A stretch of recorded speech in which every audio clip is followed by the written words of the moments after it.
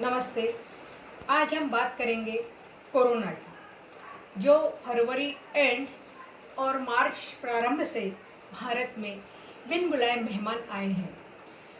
और वैसे भी भारत में बिन बुलाए मेहमान आते ही रहते हैं, कुछ नया नहीं है। तो जानिए इन 4-5 कोरोना वायरस की, जो हमारे भारतीयों के घर से भागकर बाहर जमा हुए और ये आपस में क्या कहते हैं। कुछ बिन बुलाए मेहमानों ने अपनी महफिल सजाई, कुछ बिन बुलाए मेहमानों ने अपनी महफिल सजाई, अपने अपने मन की व्यथा एक दूजे को बताई, अपने अपने मन की व्यथा एक दूजे को बताई। भारत में आकर पूरे फंस गए, ये बात कहाई, जल्दी जाने की तैयारी करना पड़ेगा हमें भाई, करना पड़ेगा हमें भाई। तो ये जो मेहमान आए थे, ये आपस में जब मिले तो ये चाइनीज़ भाषा में बात कर रहे थे। मैंने उसका ट्रांसलेशन हिंदी में किया है। एक मेहमान यानी एक वायरस, कोरोना वायरस, जो हमारे किसी भारतीय घर में गया था, तो उसने बताया कि मैं जिस घर में गया था उस घर की महिला रोज़ सुबह उठ के अदरक को कूट कूट के उसकी चाय बनाती है और पूरे घर को पिलाती है। वो घर वाले एक बार नहीं, 2 बार नहीं, 3 बार नहीं, 4-4 बार ऐसी चाय पीते हैं।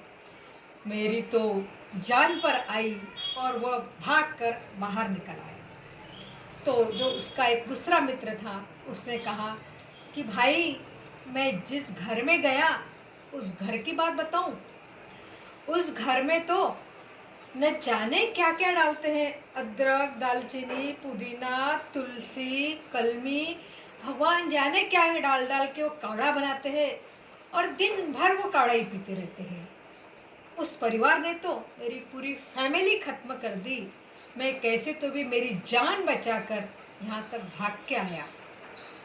तो तीसरा वायरस जो ध्यान से बातें सुन रहा था, उसने कहा, भाइयों, मैं जिस घर में गया उस घर की तुम्हें बात बताता हूँ।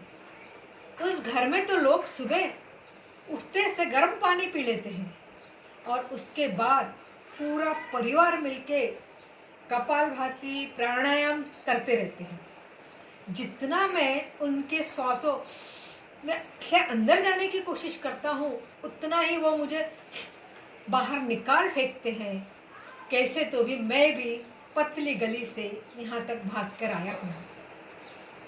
चौथा कहने लगा, हाँ भाइयों, मैं जिस घर में गया उस घर के लोग भी बड़े ही अजीब है। उस घर में सुबह चाय के साथ अदरक, नाश्ते में लहसुन, नाश्ते में हल्दी और अजवान की छोक, तो खाने में सब्जी में अदरक, काली मिर्च, जीरा, मेथी, न जाने क्या क्या डाल देते हैं। मुझे तो गले में जलन होने लगी और मैं भाग कर आया। पांचवा, जो बहुत उत्सुक था, उसने अपने मन की व्यथा बताई कि भाइयों, तुम्हारी तो बात ठीक है, लेकिन जिस घर में मैं गया उस घर की बात सुने।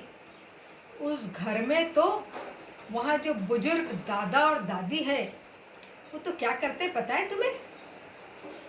किसी को भी छींक आ जाए जरा सी तो तुरंत कोई काढ़ा बना के पिला देते हैं। किसी को खांसी हो गई, किसी को थोड़ा सा भी बुखार आ गया, तो दादी माँ तुरंत कोई नुस्खा आजमाती है, जड़ी बूटी को कुछ कूट कर कुछ बनाती है और तुरंत पिला देती है।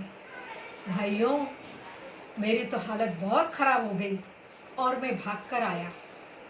और तो और, ये भारतीय लोग हमको डराने का कितना प्रयास करते हैं।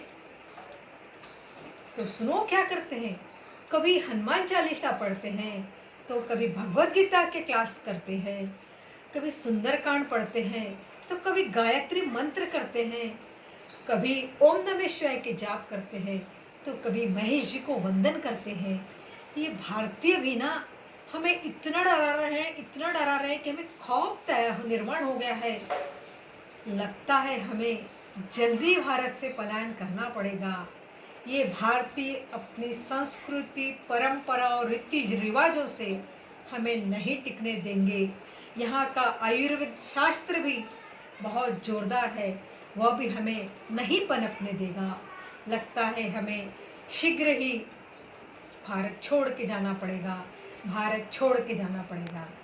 तो चलो, मैं सबकी तरफ से इन्हें get out, get out, get out from India कहती हूँ और आप सभी को धन्यवाद देती हूँ।